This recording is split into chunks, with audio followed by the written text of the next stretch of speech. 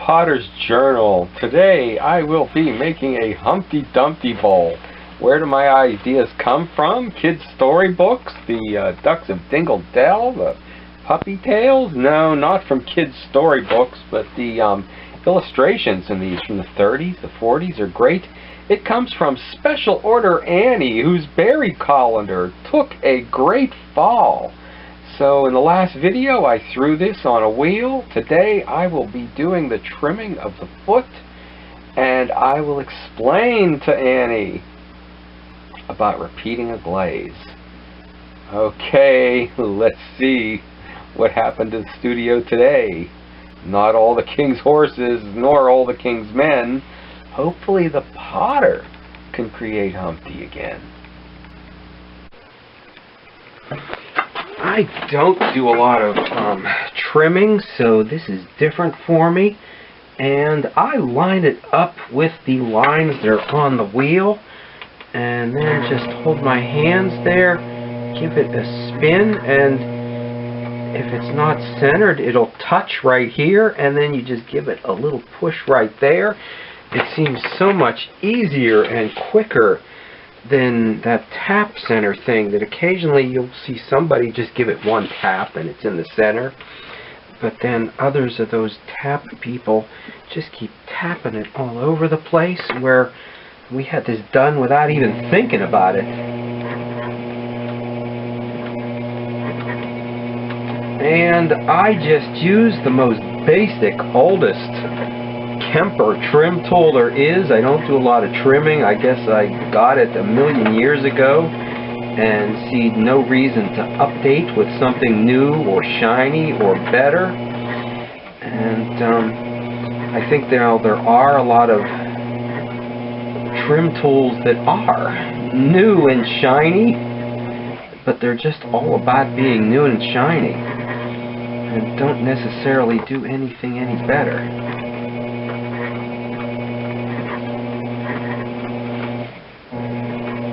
So I had put this off for a week, trimming this Humpty Dumpty bowl.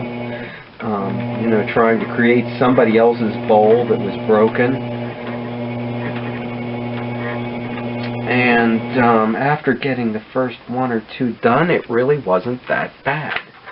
I noticed that, in trying to recreate it, there is a real thin little line that's put right here, and when I originally saw the bowls, all this seemed like a lot of extra nonsense, all these little details, but you know, if once you get into making them, if it's your bowl and your production bowl, you get used to doing it, it just goes, I imagine, relatively quick and easy. But the first time you do it, these not being my pots, it all seems so difficult.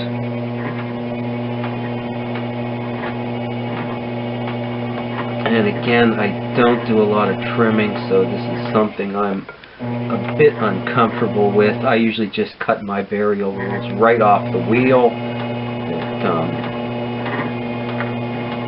You know, as far as them draining, most people, I would think, just wash them right in the container they come in, let it drain through that, and sit it on the counter. Why suddenly, when a potter makes it, we need to have something there for it to drain through? Or, I mean, we need to have a foot, and it has to have a bowl underneath it to catch it? I don't understand. But as long as they would pay a bit more for it, yeah, that's fine with me. So I will have, I'm doing, more than just special order. I'm doing a group of 6 of these, so I will find out if, people are willing to pay more for one that does have a trimmed foot, and this one will even have a bowl, a basin, that sits underneath. And here's something, I just freehanded the first group of these, but this time round I will try doing this with a template. Somewhere I do have, another video where I do this. Okay, show making a template, which I usually just freehand it, but if you want to get a pattern that's a bit more showy, there are a lot of ways you can go. Okay, and okay, a pattern's probably the only way to do it.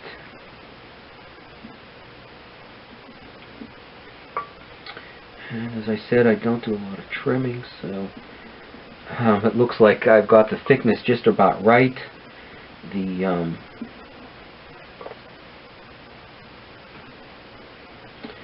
okay, Humpty Dumpty bowl is way thinner than I throw my pots, so I have, you know, in recreating it,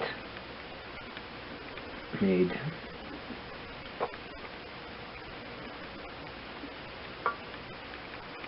this a bit thinner than I normally throw. Okay, you know, looking at this, I'm not sure I'm getting this any straighter with the template than I did when I was doing it freehand, because I see this one already is off.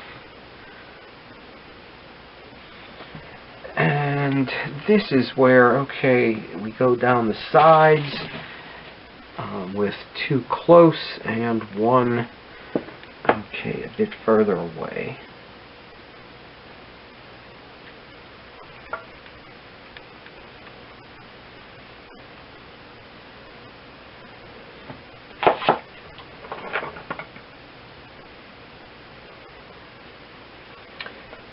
And this is left a little bit rough on the edges and a little more on the inside. Now is not the time to clean it up. It would just smear and make a mess. Okay, you wait till they dry out, and I will go over that, yeah, just with the thumb or with a rib, and it cleans up, okay, quite easily.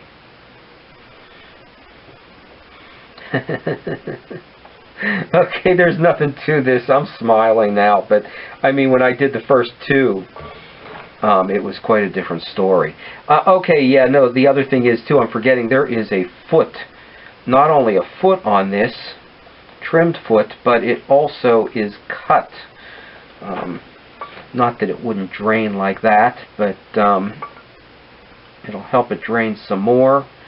Or, I think it's more, since you could drain them right out of the package they came in, it's more out like giving people the idea of it draining. Okay, I use the same trim tool and cut a wedge out of it. Okay, so to get the three, it was okay, at a space and at a hole. Okay, and that doesn't give it quite the smooth cut. That just gets it started. I then take a potter's fettling knife and give it a little bit more.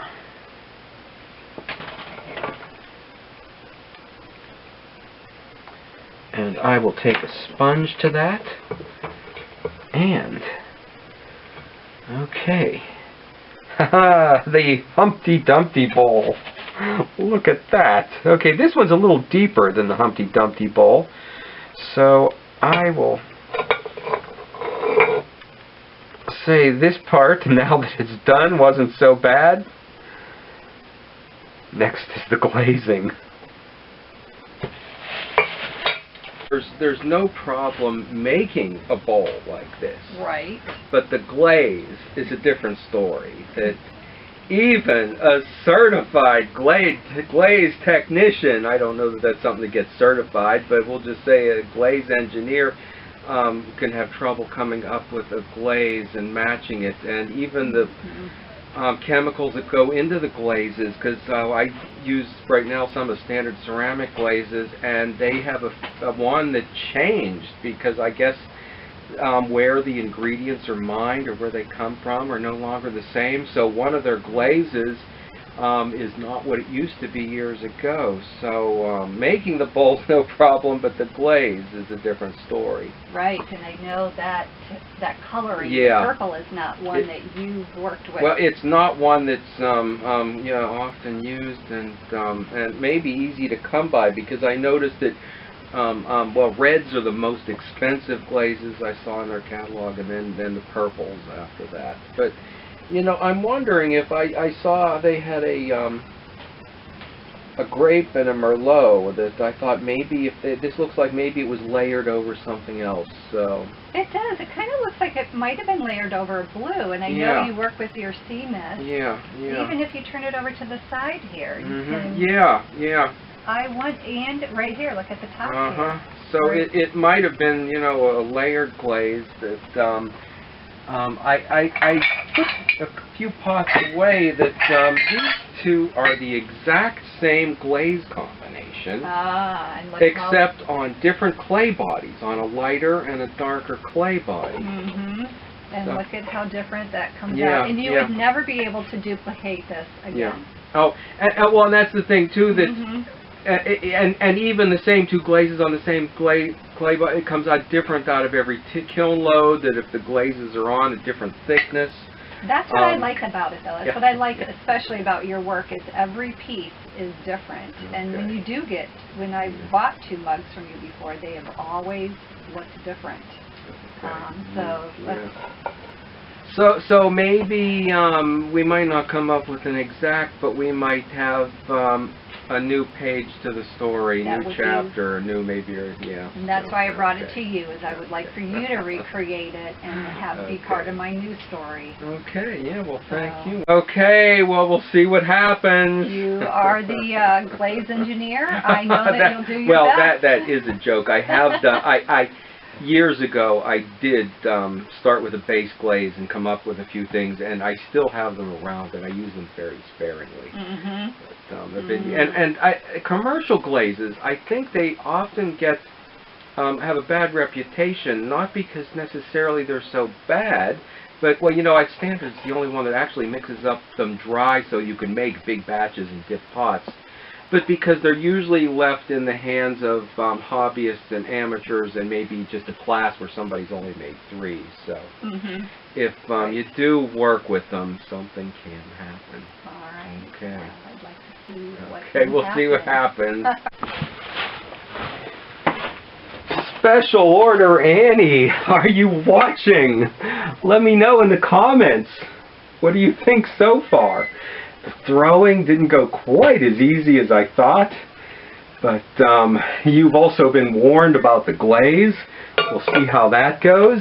And if this works out, we will have to get together and write the kids' book on how only the potter can create Humpty again. Okay, stop back next week and see. Okay, if we can get this out of the kiln.